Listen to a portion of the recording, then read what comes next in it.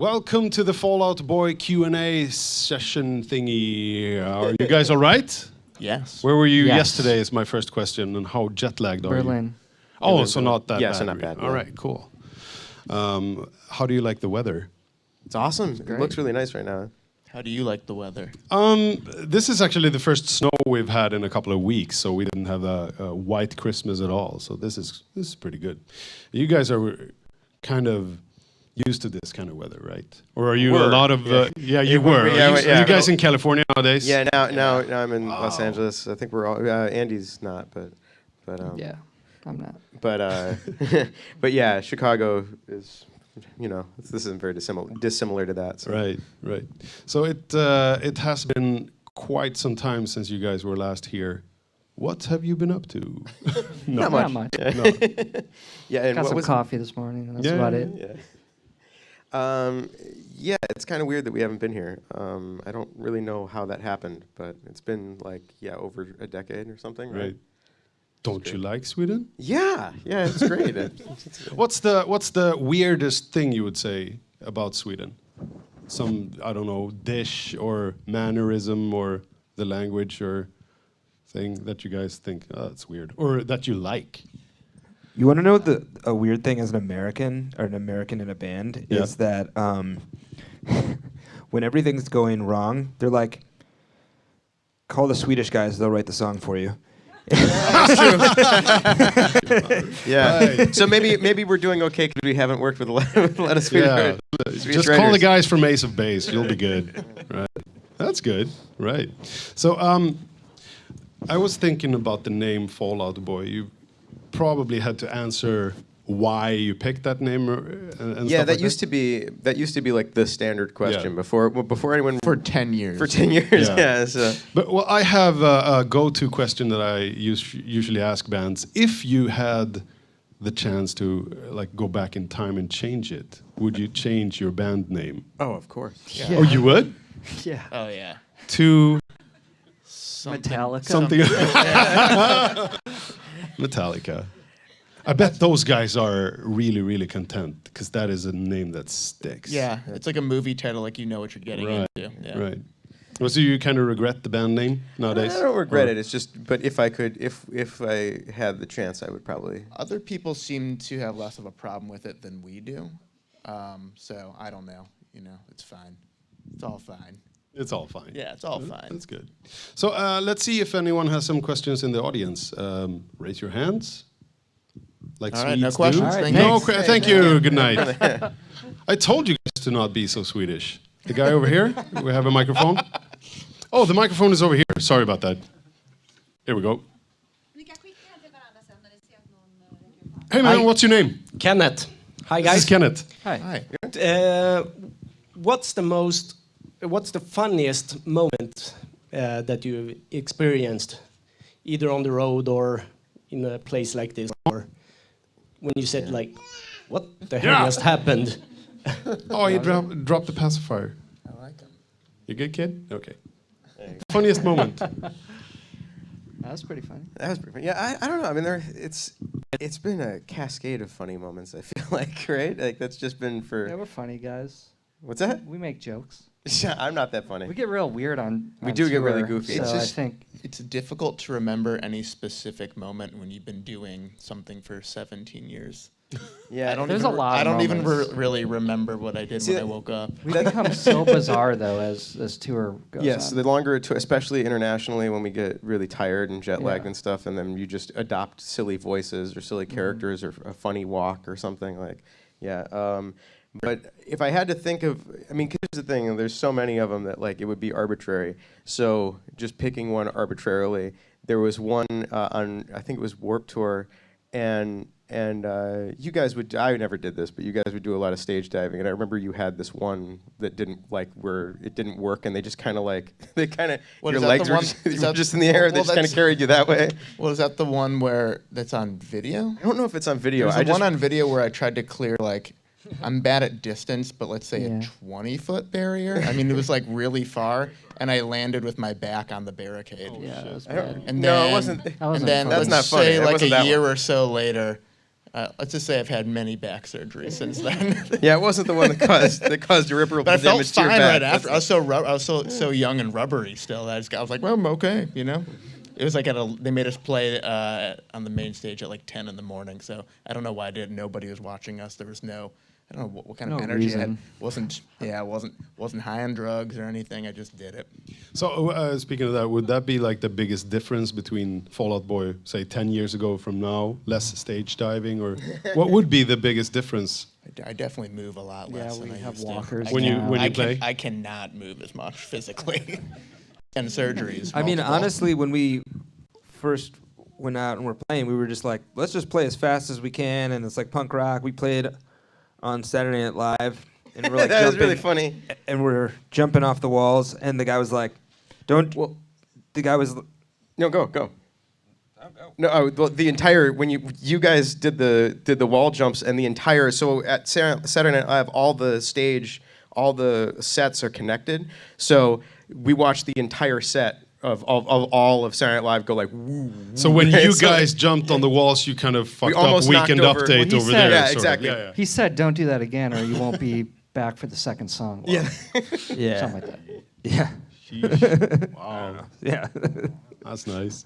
But I was gonna say the biggest change. I'm sorry. The biggest change is that like I think when we play on stage now, like our manager said, he's like, well, the songs kind of like sound the way they're supposed to sound now because you can tell you guys are like play as a band and you're not just getting up there and smashing everything and like stage like I think we've all gotten better. Yeah. We've gotten better playing together. Well, that was a really funny thing back in those early shows was I didn't move very much and Andy couldn't by necessity, right? So like I feel like half the time on a regular show, one of your guitars would be broken at some point, and there would be a part of the show where Andy and I just had to play like. But that was like part of what we'd go on tour with these bands that didn't want us on tour with them, and part of what would make people like us is because we'd be Crazy on fucking stage, yeah. ridiculous Yeah. to look at. Like not in a comedic way, though I'm sure some of it was comedic for sure, but it was like, oh my god, these guys are just smashing things. And that's because of coming from hardcore music. And like in Right. hardcore bands, like there's this band Coalesce from the Midwest, which I Right. don't know if anyone here knows them, but like they would like the singer Sean Ingram used to take the guitar cabinets and throw them at people. Oh, shit. Dillinger Escape Plan, I remember seeing them at this small venue in Chicago called the Fireside Bowl, and they used to have a fire blower with them in his back when this guy Dimitri sang for him. And the fire blower, an ambulance came twice during the show. One for somebody getting lit on fire, another for the guitarist Ben smashing someone over the head with a guitar. And that's just part of like going to hardcore shows. So that's like where we came from. So we did an edited version. Right. We would just very We- light a PG version. where we, right. well, we would just break ourselves and break other things Right. Instead of the audience. Yeah, right. Speaking of the audience, anyone else have a question? The man over here. Hi, what's your name? Hi, I'm Mikhail. So first of all, I would like to I feel like I haven't been keeping tabs on you guys for ever. I mean, it's been so many years. I was like 18, 20 when Take This to Your Grave and From Under Court Tree came, and a lot has happened to your music and probably to yourselves as well. So my question is probably, I mean, there's been a lot of involvement in your music, and what do you feel it came from? Is it necessity, or is it desire? Boredom? Or just have you changed as persons? Or, I mean, of course it's all free, but This is the greatest question ever because it really describes the difference between Sweden and everywhere else. It's like so sweet here, but in like every other country, it's like, listen, come you you guys guys don't- were like so good, and then you're not so good anymore. No, but it's like I love being it's like very very thoughtful- awesome. very It's very thoughtful thoughtful. question, Yeah, yeah. very thoughtful. I think that it's like you said, all three. I think one of the biggest differences for us is that we changed on every record. We made the decision after Take This to Your Grave, but we're going to change on every record. Maybe the changes weren't super drastic, but if you go Take This to Your Grave to Foley I Do, I think it's a pretty drastic change, And then when we took time off, it was like so much changed during the time off, like the way people listened to music and the way people made music, and all of a sudden, like Sonny, who we would take on tour and from first to last was Skrillex, and he made these songs on his computer that were like everywhere in the world. That when he was making them with us on tour with us, we were like, it just sounds like Nintendo or something. Like it was just interesting how much the sonic and artistic and pop landscape changed, and we thought about what would, if Fall Out Boy's inception was today, what would it be? You know, and at the time, I think the most punk rock thing we could do is put like a hair metal scream on the radio, or sampling. You know, like some of the stuff we sampled was insane, and you know, yeah. So I think it was all three. I think that the biggest for us is like, it's really important to me. Like I remember when we were growing up, you know, like if you feel like you're an outsider, you feel like you don't fit in, and then you find an artist or a band that you can like, you're like, you know, for me it was like Metallica with Black Album, or Green Day when they put out Dookie, and you're like, well, that one's like mine. They like look like me, and he kind of like talks the way I think I would talk, and the songs are different, but like you can describe it to other people because it's in the mainstream, you know? And I think we always tried to be a band like that for like the outsiders that were kind of like not quite fitting in. And I think that in order to keep doing that, it necessitated a sonic shift, you know? But I think to me, if you like look at an artist like Bowie or The Clash over their entire career, you're like, I mean, to me at least, I'm like, well, thank God they changed, because like I liked these songs when I was like 15, but like as a 28-year-old, I love these songs, you know, and I don't think I would have been able to appreciate it if it stayed the same. Yeah, I think that's... Sorry, long answer, great question. I think to that point, sorry, it was a long answer, but to just hammer that home, I think that last point is probably the biggest one for me, was that growing up on music, I didn't know any other way. You know, artists always changed. You know, Bowie and Elvis Costello and Queen and Prince. You know, they would do that. So I just thought that's what you did. So I didn't, you know, I didn't know that. You know, it wasn't until we started. It wasn't until around Foley that I found out that people had this idea that you were supposed to sound like one thing. You know, because I was like, well, Queen never did, you know. I mean, like, those records are all over the place, you know. So, you know, that's just the people I looked up to, Talking Heads, you know, like, they would always change and always do something weird, so. Cool. Any more questions? Over here, can you pass the mic? Hello, what's your name? Hi, my name is Val. I was gonna ask, because you guys started out playing in smaller venues and then you've gone on to play in big arenas, I was wondering to ask, what's it like now to return to these smaller venues since you had the show in Berlin yesterday? Is there something you miss about playing their smaller venues, or would you rather go back to the arena?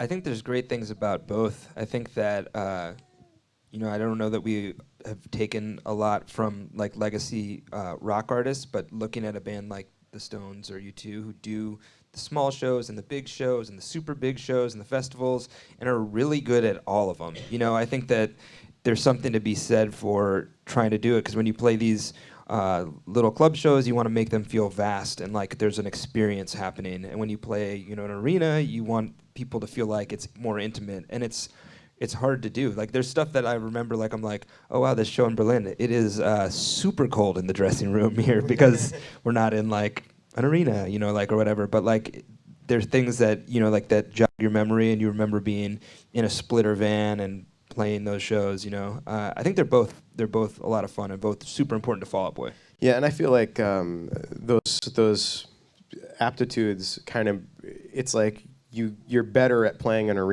if you remember how to play the small venue, and you're better at playing the small venue if you remember how to play an arena.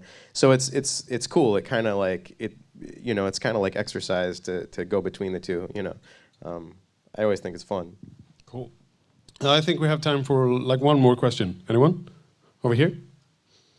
Or two? I don't know. Oh, that's nice. That was very nice. She passed it along. They're friends. Hi, what's your name? Hi, I'm Mel. So first of all, I just really wanted to thank you for everything you've done. I got this Infinity on High tattoo here because I can honestly say that album saved my life. So without you, I wouldn't be here today, and I'm just so grateful. So thank you. And my question is about the Youngblood Chronicles. How did that come about? Like, how did you decide to put out a 50-minute long music video, and are you ever going to do something similar in the future? I remember when Well, thanks for saying that, first of all. But I remember, people told me, like, the best things kind of happen accidentally, or whatever. Like, Star Wars wasn't really supposed to be what it became, or whatever. And we shot this. First, we hung out with 2 Chainz. We're like, will you do a video? Whatever. And we shot this video, and it was supposed to be just like a stand-in video. Like, we were going to shoot a real video for it. And then we were like, we're not probably going to be able to do one that's going to be more interesting than that video. What if we like made a narrative around it? And then about halfway through making that, we were like, well, we don't really have a budget to make this many videos, but let's do it anyway. I remember like the ultimate moment to me in that was when we were filming with Elton John, and he was about to get the blood, sprayed on him, kind of, and they were like, whatever you do, do not get him in the face. Do not get him in the face with the blood. So we're all around because we're like, Elton John's about to get sprayed with blood. And when he gets sprayed, it's like all over his face. And I was like, oh my God, is this guy going to lose his mind right now? And then he wasn't. He was like, he was really cool, which is unfortunate because it's the worst story. But it was really complex to film. And sometimes it was just rough because you're like filming like 7 months later and you're like, well, what was I wearing? Like, what was my hair like? We didn't have like a continuity person, and we had literally no money. So, but it was cool. I think it was a cool process. Good question. Cool. Last question? Hi, I'm Nora. Hi. Actually, I didn't get no tickets to the concert, so I'm kind of glad to be here. My question is, what's your inspiration when you write songs, lyrics? Yeah. I think that it's hard to, like, it's kind of like everything you go through, I guess everything in the world, like, I don't know, everything.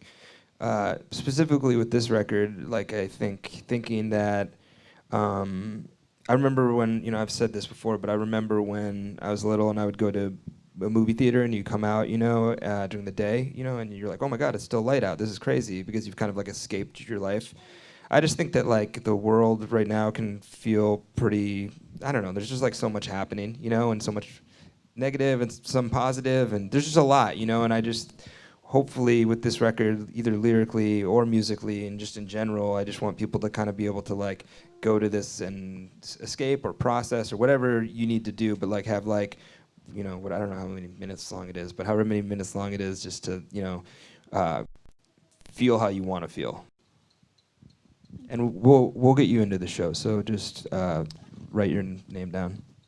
That's cool. That's super cool. Let's end it on that. Patrick, Pete, Andy, Joe, thank you so much. Good luck tonight.